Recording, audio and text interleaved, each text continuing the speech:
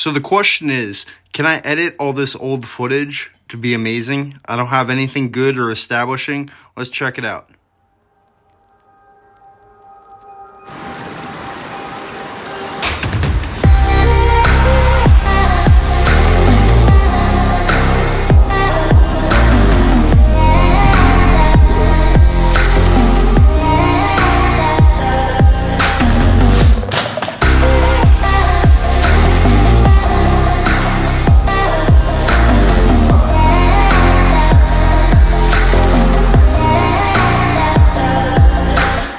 So what you just watched was the best 30 seconds of about 2 hours of filming.